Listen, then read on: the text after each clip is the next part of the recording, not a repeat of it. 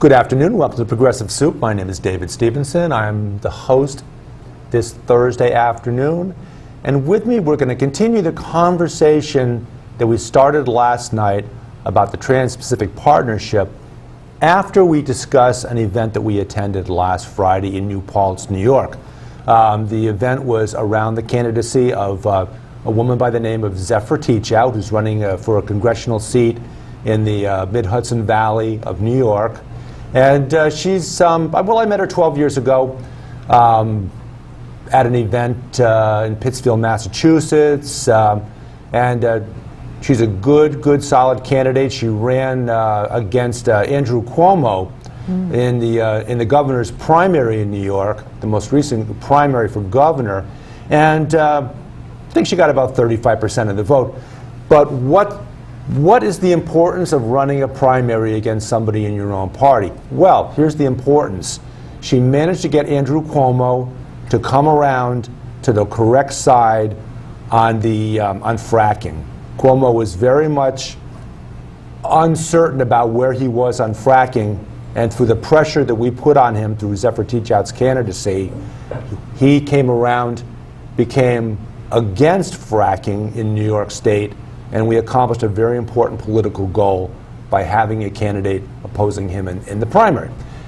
Having said that, today we have good friends Cindy Davis and Marc Moorash, and I know them from an event that we go to on Saturday morning at Panera Bread in Brookfield. Runs from 9 o'clock to 11 o'clock, sometimes runs a little longer depending upon, what there is to talk about. And it's a great spot to meet and get together. Shout out to Panera Bread for hosting us in that. And we have a great time. Certainly welcome. That's every Saturday morning, 9 till 11-ish at Panera Bread on Federal Road in Brookfield. So we're going to start today talking about the event that we went to. So Cindy, Marc, tell us about the event that we attended. So the event was at SUNY New Paltz, and Marc shared that he thought that there was about 1,000 people, many people. And it was so exciting to be able to see Bernie, and Bernie was totally engaged. Let's be formal. Bernie Sanders. Bernie Sanders, correct. But go ahead, yeah. Yeah. So Bernie really believes in Zephyr. So in that event, he was really stumping for her. And it was exciting and it was heartfelt because Bernie was so engaged and sharing what he really believes in along with what Zephyr believes in. So it was a wonderful event. It was just heartfelt.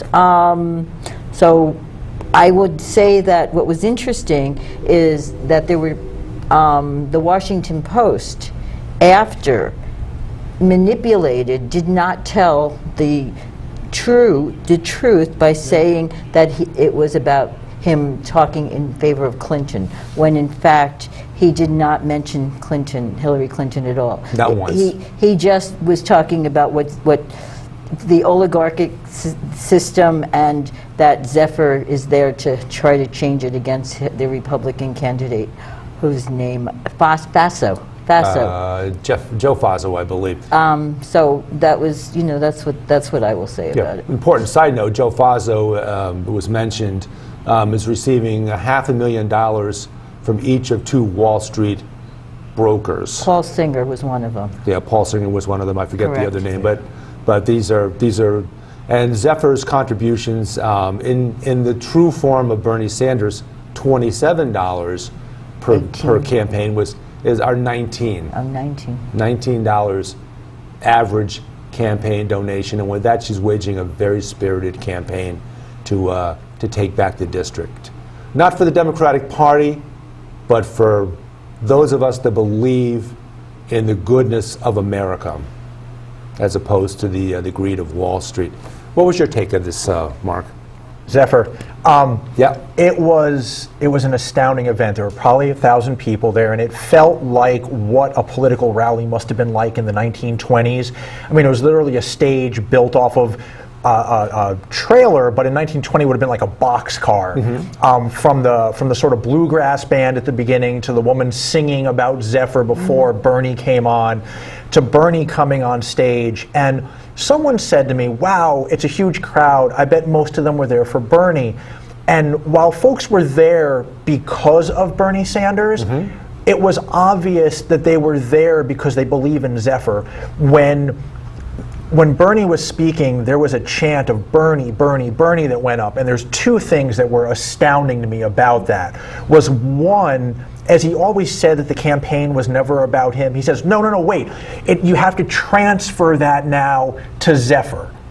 I mean, non-scripted, non-planned moment. How many candidates for any election anywhere would have the wherewithal to say, no, it's not about me. But that's what he's always been saying. It's not about me, it's about us. It's not about me, it's about Zephyr. And when the chant then changed from Bernie to Teachout, it was just as loud, it was just as strong, and the photos of everyone holding her signs up show that the enthusiasm for her equates to what is there for Bernie. And I tell you something, if, and I think when she wins that seat, we're going to be back here in a decade and we're going to be watching her moving on to a national stage. I have no doubt in my mind that she has the wherewithal and the vision to do that. She, as the joke goes, she literally wrote the book on political corruption. She wrote a book where it talks about the first time that there was governmental buying in this country, where apparently Benjamin Franklin was given a diamond encrusted snuff box by someone in England, and the people in the colony said, wait a minute, are you being bought? And so apparently she was able to trace these kind of stories all the way back. She has the book's a fascinating read. Wow. This guy, this Jeff Bezos character that owns he purchased the Washington Post a couple years ago. Does he own Amazon too? Yeah, he owns Amazon. He purchased the Washington Post, and the article came out in the Washington Post and made it quite clear that Bernie Sanders was at this rally in order to pump up the presidential candidate, Hillary Clinton. Now, I saw today the transcript from the speech, and I was there. I heard every word that Bernie Sanders said and every word that Zephyr Teachout said. And Hillary Clinton was mentioned exactly 0 times from either candidate. It had nothing to do with Hillary Clinton. Now, Bernie went out to Ohio the next day and stumped for Clinton, but Friday was about Zephyr Teachout and about the candidacy of folks that are going to take back America and make America honest again.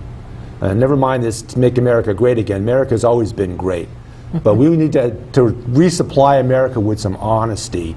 And message to Jeff Bezos, if you can read between the lines. So we're going to talk a little bit more about Trans-Pacific Partnership, which we spoke about last night. Bring us up to date on that. Bring us up to date on what we talked about last night, and we'll segue into some more information about it. Well, to begin with, the Trans-Pacific Partnership has been described as NAFTA on steroids. It's with the Pacific Rim, so it's 12 countries along that area with Vietnam and is it New Zealand? I don't recall all of them. The principal characters, I think, are United States and China, but there's a lot of smaller But China's nations. China's not part of it. Oh, they're not? No. Okay. No. Well, thank you. Well, that's okay. And yes, it's interesting to note that possibly it's been in discussion with some people that Obama's interest in the Trans-Pacific may be that it keeps China in place. Okay, so it's a counterbalance to that's China. Correct. Okay. That's right. Okay, well, there's something small to be said for it. Now, Correct. You're going to make a presentation tonight, Correct. which is 3 days ago. Correct. You will have made a presentation to The Democratic, Town Committee in New Correct. Milford. Correct. What is wrong on a local level? How does the Trans-Pacific Partnership affect the people in New Milford?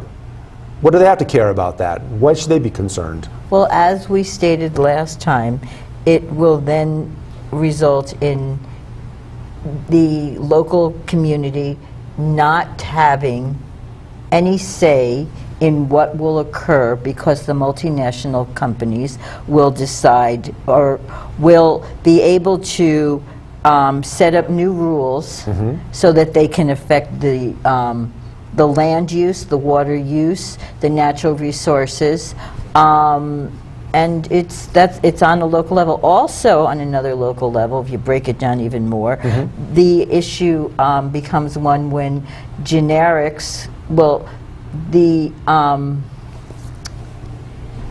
so to go back, the drug companies were the strongest lobbyists for TPP. Therefore, they have set it up that generics don't come to market. The patents stay in place, and I don't have a time frame. Right. And that the issue of drugs will be very expensive, similar to what went on with the EpiPen. So that affects people, even because they can't get the drugs that they want. The food issues, as we talked about before. So it comes down to, it just affects local people because of all the rules that TPP will do. Go ahead. So what you're saying is that this really becomes the ultimate step of corporations ruling above the government. They have ultimate say. Correct. So the question becomes then, why is the government selling out to multinational corporations? That is correct. That's sort of abdicating the throne for. Well, they're giving.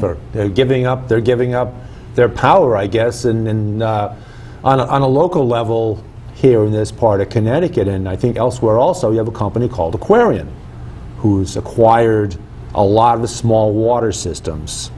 They bought the right to deliver. You can't buy the water because the water's under the ground. The water belongs to the people of the state of Connecticut by mandate. But you have a company called Aquarian that owns a lot of small water systems now in New Milford. They own Bridgeport. We used to be Bridgeport Hydraulic, which delivers water down to Bridgeport. They own a lot of these delivery systems and facilities to deliver water. Was that once Northeast? Was that part of Northeast Utilities with the water system? No, this is it used to be different. something Okay. different. It's a company. It's a multinational foreign company called Aquarian. And the water they've sold and then resold. It's been it's in the hands of Aquarian now, but it's been resold a number of times. A company will take over. They own Candlewood Lake. So whereas used to be state. Used to be the local provision, the local authorities from the towns around Candlewood Lake had the power to determine when they would lower the water level, when they would raise the water level back up, what was done with Candlewood Lake. Aquarian owns that now. They own the rights to do all of those things. And I'm presuming that following what we spoke about with the Trans-Pacific Partnership was that Aquarian will completely be at their own design as far as what they want to do going forward, and no town will be able to stand in their way because they have the right to sue. And how is it that what's the process for a suit in when a company feels they've been slighted in some way financially? There's a tribunal of their peers, and that's the language, which is I say again is a slap in the face to us folks, because their peers are other multinational corporations who will rule in their favor. Something that's interesting that's in some of the documentation we have here is there's a similar tribunal in effect for NAFTA, and it talks about that already $430 million have been paid out to corporations due to laws being enacted in violation or in threat of what NAFTA passes. And what's most important about the fact that a tribunal ruling for a corporation over a governmental law is who foots the bill when a corporation wins $100 million against a country. We taxpayers. It's the taxpayers. Yeah. At the end of the day, it means any law that we the people want enacted that has the potential of cutting into the future profits of a multinational corporation, if we want to bring a law, the government will get sued, the government will lose, and it will come down to us taxpayers to have to pay that money to other countries. Although, if they don't want to move forward, then they allow the multinational company to do what they want. Yes. That they forfeit. They just agree to. Basically abdicate the They right, would. abdicate the right to pass any laws that might be perceived Yes. by companies as being harmful to their future profits. That's correct. And we made a mention of, I think, last night about one of the Central American countries. I think it might be Venezuela. It might be, I don't know, Honduras, Venezuela. One of the countries down there that the government had placed very graphic designs on the sides of cigarette packages that showed the horror that comes from people smoking cigarettes. They're in the process of being sued now by, I think it's R.J. Reynolds. They're being sued because those horrible graphic designs would show what R.J. Reynolds does to the citizens of their country through their product. They are suing that country, and in a similar type of situation, and if they lose, the country loses, they're going to have to take anything off the cigarette packages that have been placed there, and also repay the company for perceived lost revenue, lost profits by what the country's done. And like you say, who ends up footing the bill? Taxpayers. That's true. And in addition to footing the bill, let's bring it back around to another example. So Verizon recently, there was a huge strike. You may or may not have heard about it because there wasn't very much in the mainstream Our media good friend about Roberto it. knows all about it because he's a graduate of the Academy of Verizon. So they go on strike.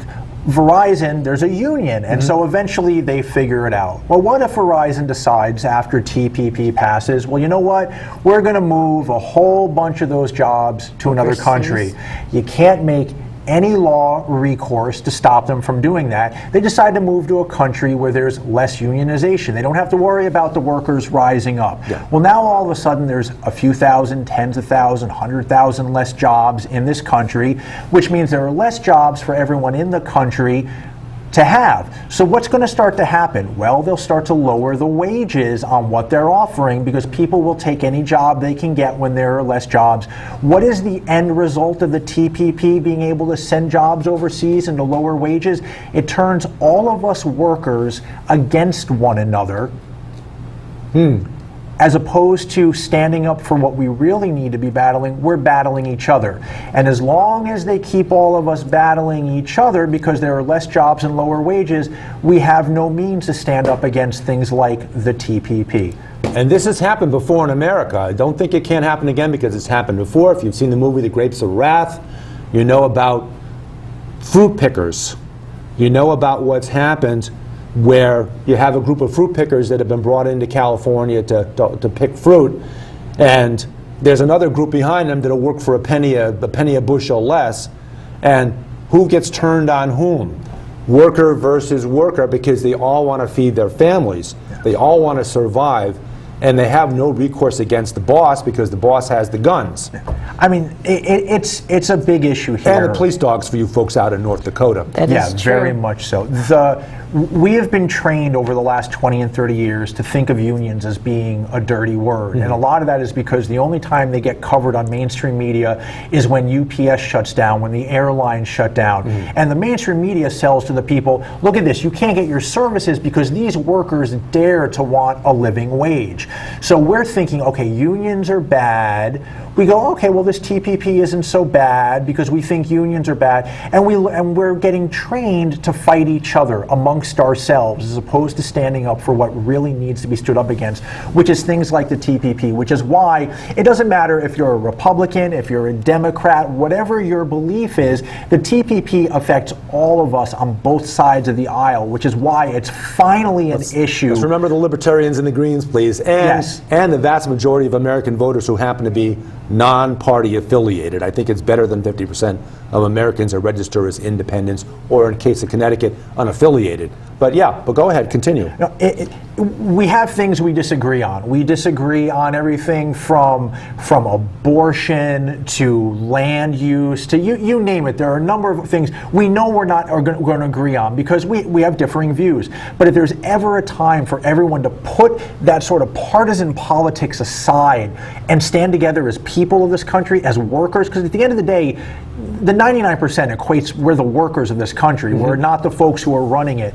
If there's ever a time for us to put all of the differences aside and find some common ground, this is the moment to do it, and it's to stand against the TPP. Yeah, we ran through this battle 100 years ago about in America. We ran through pretty much a similar thing, that when industrialization came in and workers, as you say, were pitted against one another for scant wages.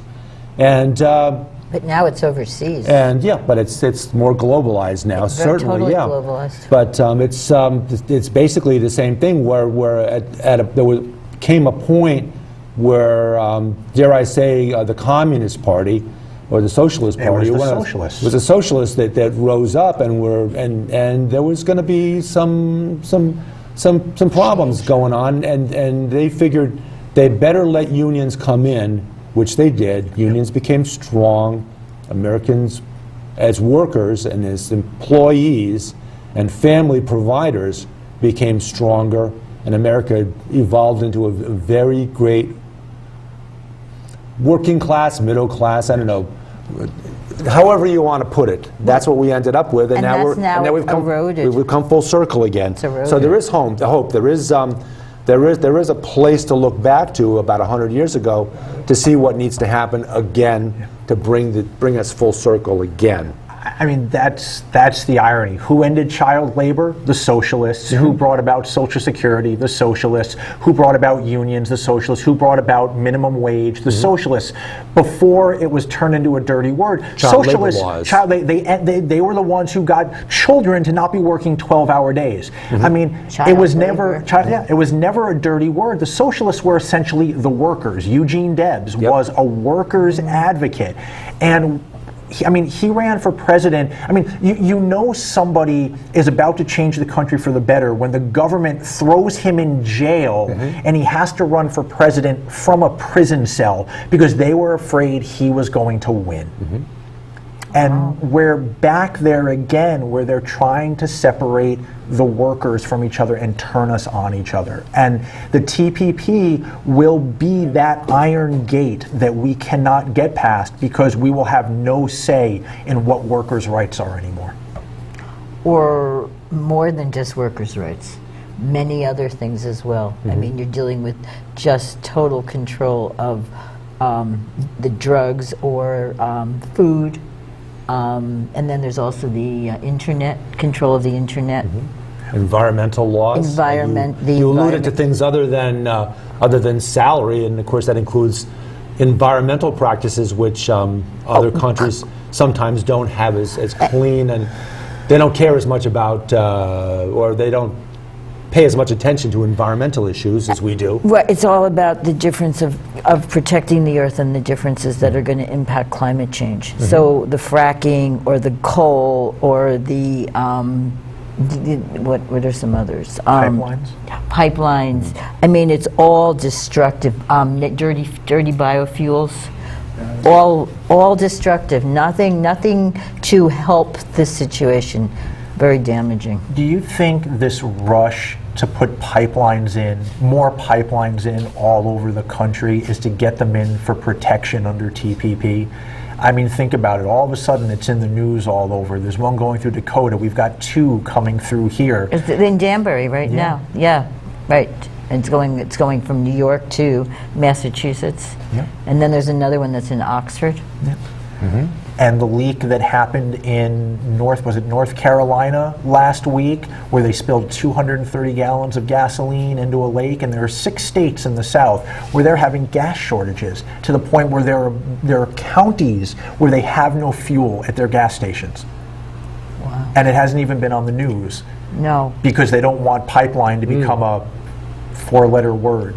There was also a sinkhole was it in Florida? Did you read that? And a lot of waste went into the water.